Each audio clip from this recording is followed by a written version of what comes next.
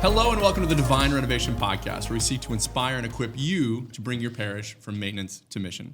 My name is Mike Tanner, and I'm your host today. And I'm here with some good friends. Ron Huntley, thanks for joining us today. Good to be here, Mike. And Rob McDowell, thank you for being here as well. Well, Mike. And today we have a special guest, a guest we have never before had in studio. And I was really excited when I found out that they were the guest, and I know you guys were as well. So we'd like to welcome Dan O'Rourke. I'm having an identity crisis, Mike.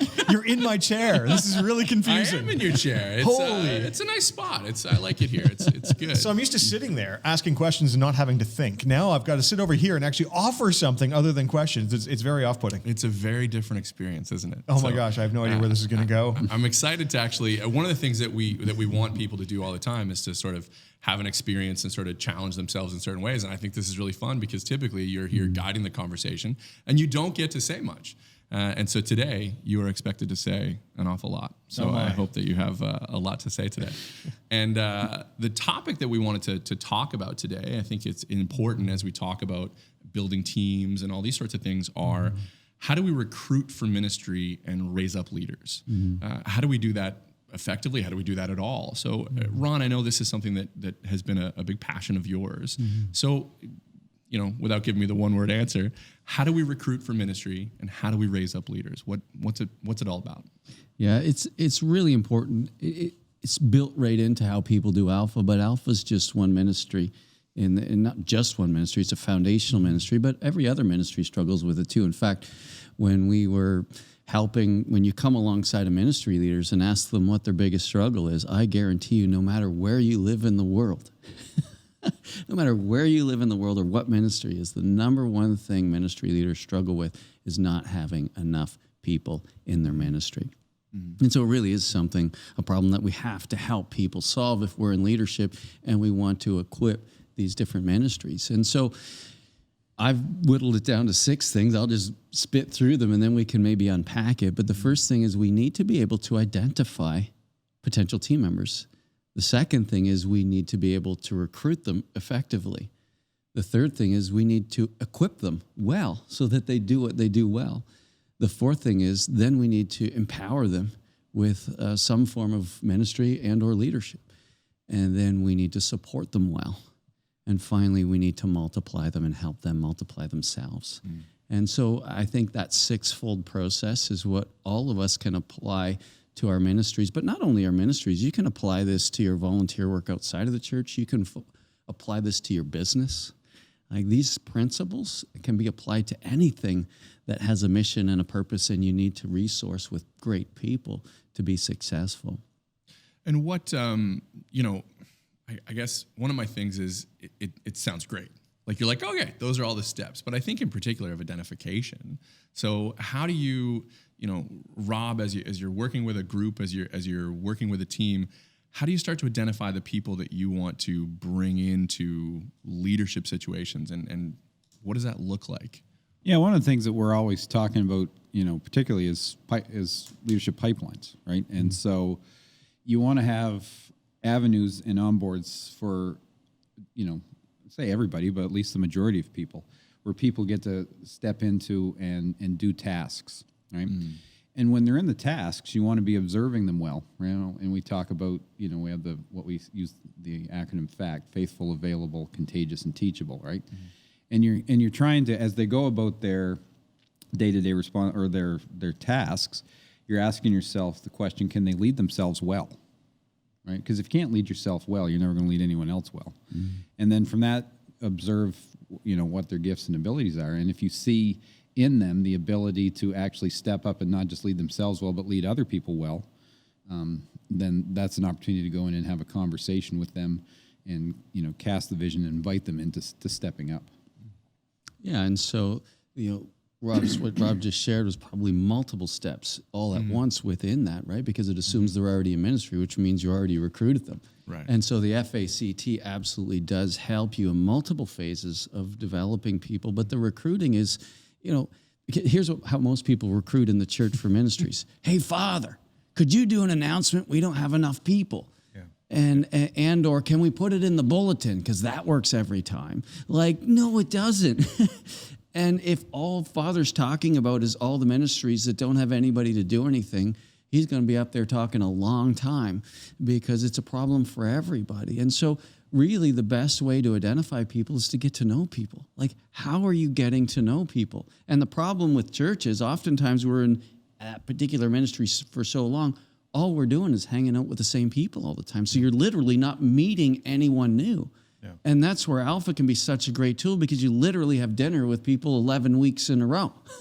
Just think about the last time you had dinner with the same people 11 weeks in a row. And it just exposes you to people you've never met before. And when you start to hit it off with them and chemistry builds up, then all of a sudden the invitation is usually easier to make.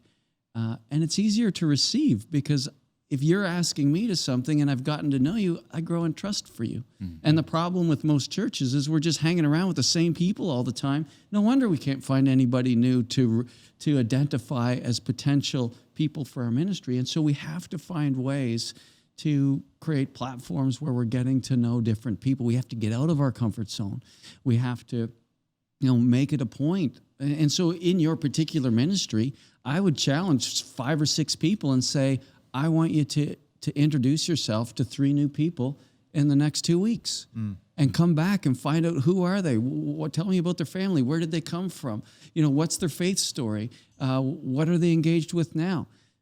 And start to challenge yourself to grow your base of people that you know. And so I think in terms of identifying, I think that's going to be the biggest challenge for most church people. I was talking to Laura, my wife, last night, and she leads the kids ministry at St. Benedict Parish. It's a fairly big ministry, 100 some odd kids every week coming, more if you add in the 5, 6 and the youth work that she's also doing. So it's a lot of people, right? And I know just recently that she had some volunteers that were unable, some of her team were unable to attend because of other real life commitments, and it's not going to be a regular thing. But anyways, the point is, what it put into perspective for her is that there's a gap right now that she has on her team. She needs more team. And so we were talking about recruiting team, and so the fact that we're here talking today about it is actually really serendipitous. And my first thought when I spoke to Laura, when I speak to others about this, is to do what we do at Divine Renovation, and we do this so naturally that I think some people might accidentally skip this step. But the very first thing is pray. Mm-hmm. Like, pray for the right person. Pray that God is preparing the right person, that they're creating the opportunity for you to connect with the right person. There hasn't been a single job posting, volunteer posting inside this organization that we didn't start by praying about. So true. Sounds almost biblical. And I do think it's so obvious, but I suspect that there are so many people out there trying to recruit team that are all focused so desperately focused on the outcome that they're forgetting that this is actually, ministry is not a thing that is man, it is a thing of God. Amen. And if it's a thing of God, we need God to put a call into the hearts of the people around us, and then we have to create the invitation. Convict it. Mm-hmm. Totally what did Jesus spend the night doing before he recruited his disciples? Praying. I know, let me look. So, I think it's in here somewhere. I got it on the phone. But it's the same and Andy didn't do a StrengthsFinder assessment before he recruited them on the beach, right? I mean, the other thing is, like, there's an element of, like, are we being led by the Holy Spirit when we try and find people? And I wonder sometimes if we're getting the right balance on some of these things, because we can get very scientific about it, and there's real value in it. But I do wonder, what's God trying to do through us as we try to equip these ministries? Because ministry at the end of the day is service not just to our community, but more importantly, service to God. One of the things that I find that happens all the time, and this is as you get further in the steps, is that we identify a need. We're like, we need someone to lead this ministry, or we need someone to do something, and we find someone who's willing to do it, not always able to do it, not always great at it, but we find someone sometimes that's willing to do it. But that support step, to me, is something that I think is missing in a lot of cases. As soon as we have someone that says, I'm going to go ahead and take on this, we go, great, now it's off my plate, now you can go handle it. So what would you say to someone who's sort of at the sort of recruitment and leadership side of a ministry, or church in this case? What would you say to them what does support look like for someone that you've brought into a leadership or a ministry role? Can I back us up a bit if I could, just in terms, because that's really important and we do need to talk about that. But if I love the fact that we brought prayer in as the primary thing, like what a mess, but so true. And the second thing is grow your base of people that you know. Like, stop being so insular and start getting out of your comfort zone and getting to know people in the pews, because so few of them serve. But so few of them even know how to get engaged. And so but then the second part is to recruit. So how do you recruit? And that's when we talk about having that conversation, like, I see in you. here's what I see in you. Can we see the best in people? Can we call out the best in people? And can we want the best for people? And so that's how you recruit. It comes from an authentic place that, hey, you know what? I think you'd really enjoy this ministry. One of the things that I see in you, Dan, is that, you love your kids and you're great with them. And you mentioned that you have, your house is the house that people come to hang out and have fun. You have a real sense of hospitality and you care for kids. I think the children's ministry would be something that you'd have a ton of fun in, and it would really help us build our support to families at our church. Is that something you'd be willing to pray about joining our team? Because I really do believe you'd have fun. Like, that's the I see in you conversation. That is way better than what you hinted at, Mike, which is so true. It's like, we have a hole, we have a problem to fill, and therefore it's like Dan just happened to be the guy that walked by, and his kids go to the children's ministry anyway, so I'm going to guilt him into it, which is a reasonable strategy. I just don't think it has people's best interest in mind as much as it has our best interest in mind, and there's a tension there that we find ourselves in. One of the things I'd build on that too is, as leaders, a lot of times we feel fearful and insecure around recruiting. Mm-hmm. And I think the better you know yourself, and what an approach would look like for you. Mm-hmm. Like, for example, you've got Activator on. You're more high energy than I am, and so for me, if I tried to recruit the way you do, I'd have so much anxiety, and things like that. But I know that, like, I have a recruiter. And I have not recruiter. Relator. That would be a good amazing. That's going to be really helpful. That's going to be a really helpful tool. I have relator. So for me, I have to have a fair amount of information about the person that I'm confident that I know who they are. And I have learner. So I typically have a fair amount of information about what the task is. So that gives me confidence. Excellent. When I go in, other people might have woo, other people might have, so there's all kinds of different things. So I'd say in trying to think through how you recruit, think through what's going to give you a sense of confidence for something. If that creates a lot of anxiousness or anxiety in you, or you're fearful of, being rejected, or what that looks like, and just go ahead with that clarity about doing it. So. What I love about that is we both have the same goal. Yeah. Like, the goal hasn't changed. Fruitfulness hasn't changed.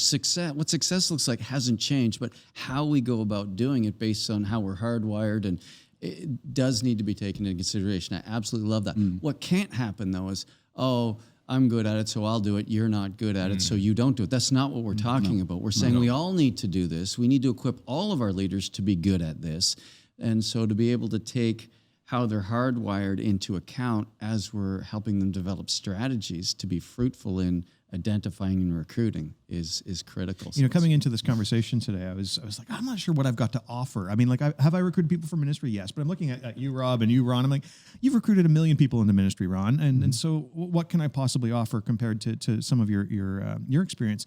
And so I was actually doing a little bit of research last night just to get my own thoughts ready so I could be in this conversation really fully.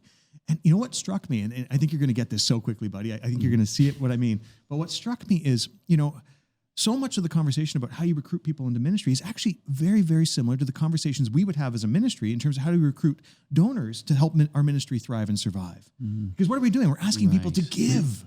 Right. And so it's like, okay, we're asking to give. It's that time, talent, treasure, right? This is, I've been in a lot of conversations in the last year about how do we get supporters into the ministry to continue to help us grow. We're a charity, and we grow through the support of donors. And so it's been a huge part of my growth in terms of my leadership is how do I get people Mine too.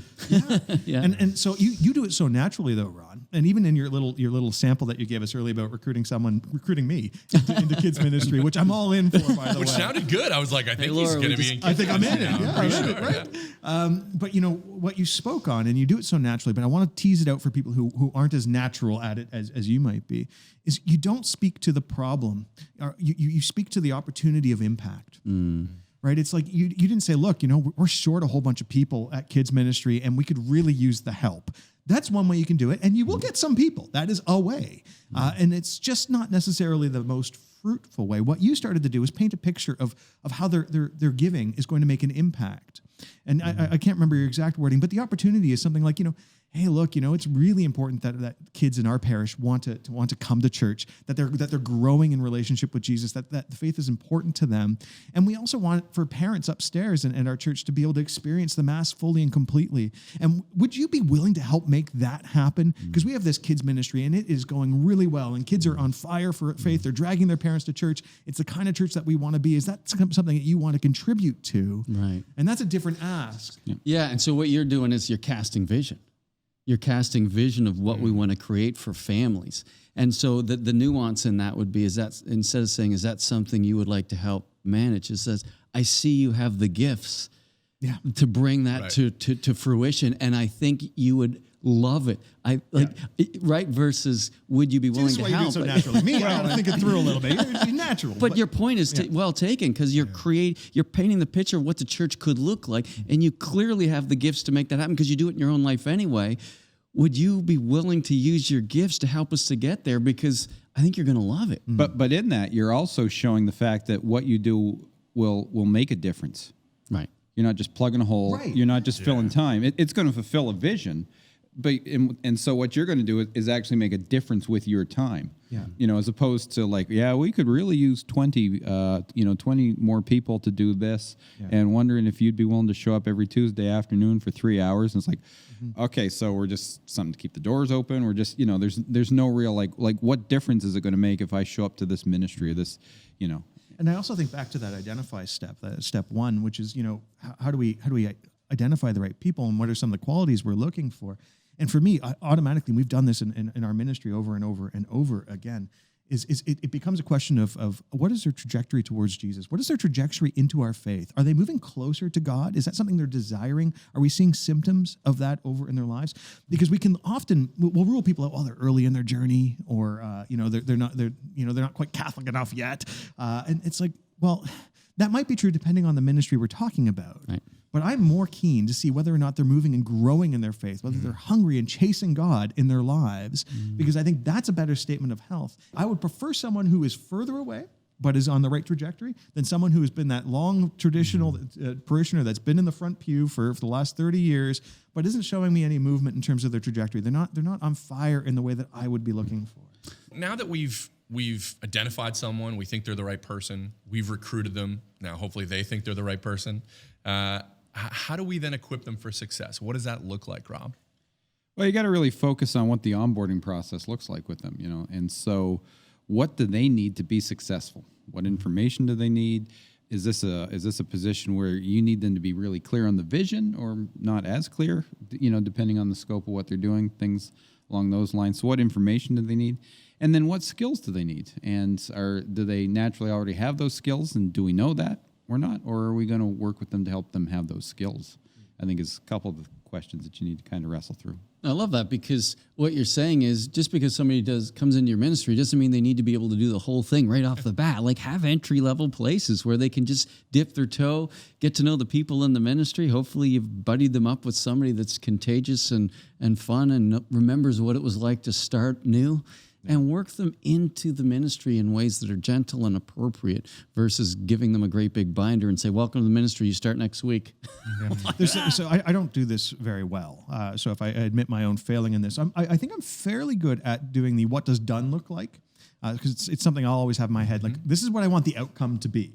And for some personality types, that's exactly what they need, right? They need to know what done looks like, and they're going to figure out the steps to get from here to there. However, there's an entirely different personality type that rankles under me occasionally in terms of how they engage with me when I'm trying to support them, and they're like, "Wait, you just told me what the end looks like, but I don't know what the first 30 steps are." Right. And I'm not wired to necessarily guide people through that well. I need someone to actually come around me with a binder to hand me the binder, because I just know what the outcome's supposed to look like. But in terms of the onboarding, we have to love them enough to support them through early steps if they need it, in the same way that we need to be able to cast the picture for what the final destination might be in their role. And if you're one of those people that has that same perspective, and I would say Father James is like you too, Dan, that way.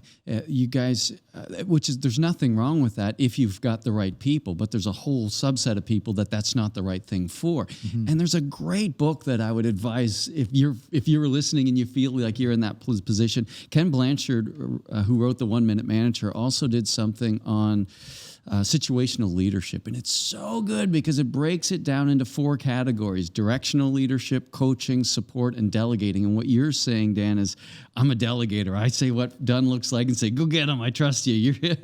You're, let me know if you need me, which is crippling if people don't know the steps. When they don't know the steps, we have to change our leadership style to be one of what's that first one I said?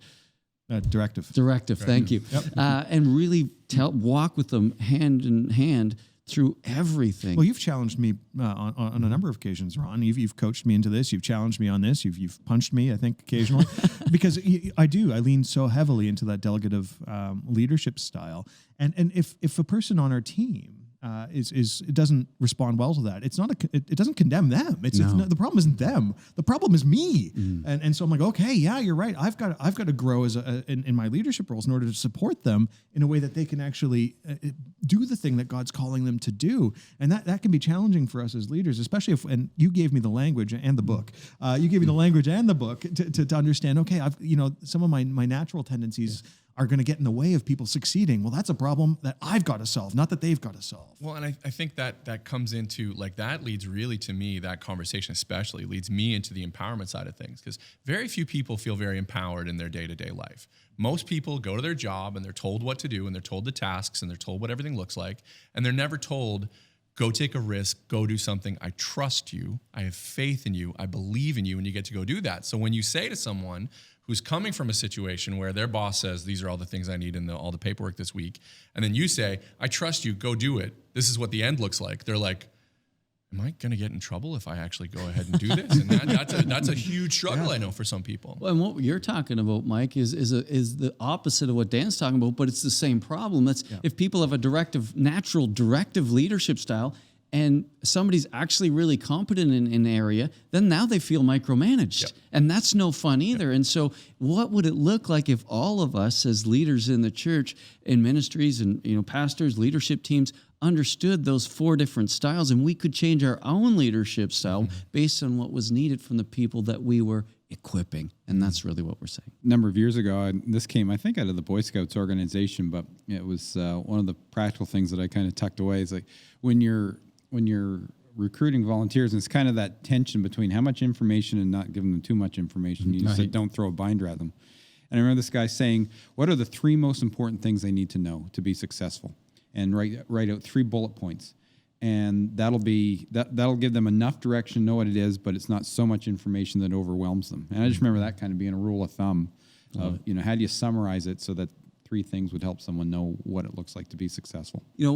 Post recruiting, and I think this is what gets it, is empowering people. So once you've recruited them, then Rob, you were saying we're always watching through FACT. Are they, how are they doing in their ministry? What is their trajectory? What is their openness? Are they responding well to the ministry and engaging in the spirit of whatever it is we're doing in a way that's fun and contagious and generous? And so we give them a ministry and we watch them. And if they do well, then we empower them maybe even to take on a leadership role. Like we have to take a risk at some point, and it's a calculated risk based on evaluating how they're doing and literally being shoulder to shoulder with them in ministry. It's the best way to do it. And I would suggest it's better than, because sometimes I get asked, should we use strength finders to do this or APES to do this? In other words, can I do it without having a relationship with people, right? And I'm thinking, not well. It's actually, relationship is how we do everything we do.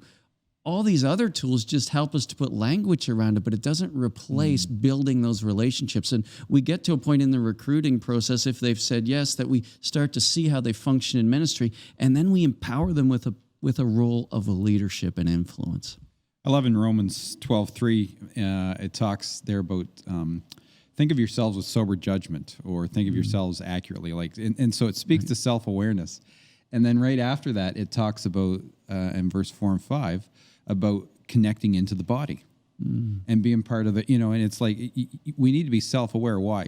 So we know where we fit. So we know where we fit relationally, right? So the 2 go hand in hand. And as you get connected into community helps you grow in further self-awareness and understanding what you do well. And then Paul continues in that passage down in verses 6 to 8 to talk about the different different strengths that you can have to use in the church, right?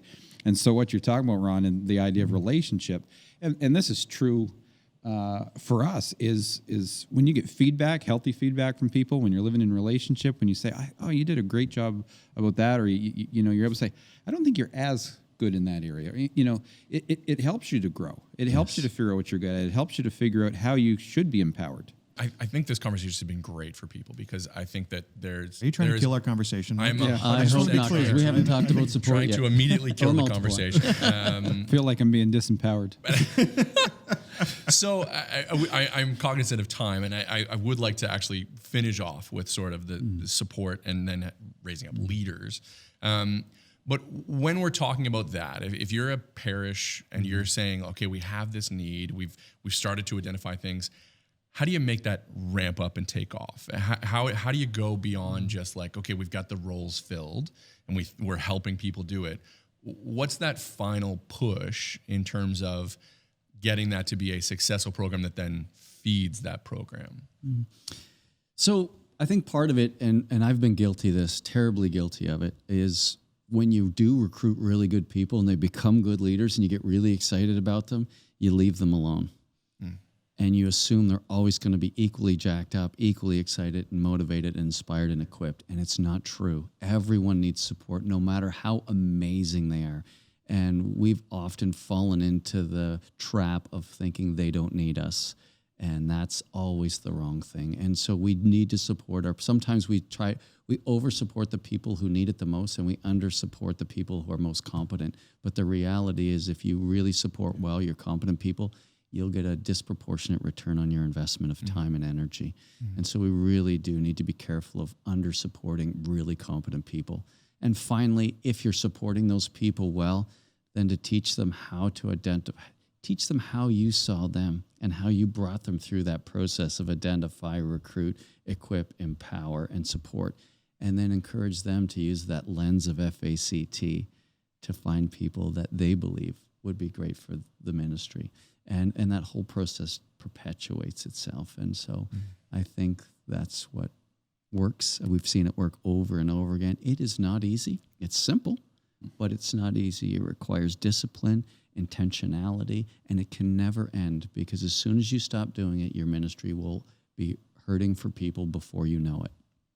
Well, the biggest temptation in that is when you've got someone that's competent doing well and you've got problems and issues and things like that, it's so easy to just allow your focus to go to the problems. Oh, they're good. I'll just ignore them. And so you have to discipline yourself to ignore the problems and focus on the potential, right? And that's not necessarily intuitive for us sometimes. Sometimes I say, maybe as a closing comment, I say people are not problems to be solved. They're opportunities to be maximized. And so if all you're doing is firefighting, it's the wrong approach. We need to take a look at the people of capacity and maximize what people can, who they are. And here's the thing, at St. Benedict Parish, and within the ministry of divine renovation, we see over and over again people doing things they've never done before, and it's impacting every part of their life, not just we have people in ministry. Right. It makes them better parents, it makes them better spouses, it makes them better business people, it makes them better employees, and that's what we want the church to do, make people awesome. Well, I want to thank both of you and our humble guest today for joining us. And I want to thank especially you for joining us today. And I want to really invite you, DR20 is an opportunity to have these sorts of conversations with people who've done this, with people who've experienced exactly what you're experiencing. So I really invite you to join us next summer in Halifax for DR20. And until next week, God bless.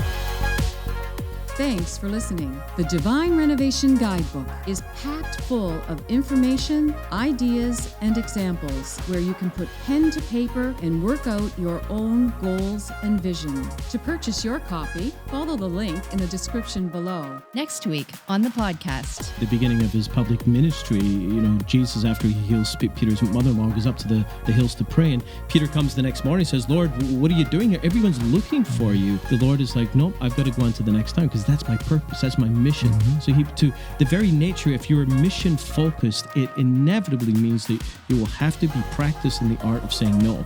Not just to bad ideas, not just to bad things, but to good things.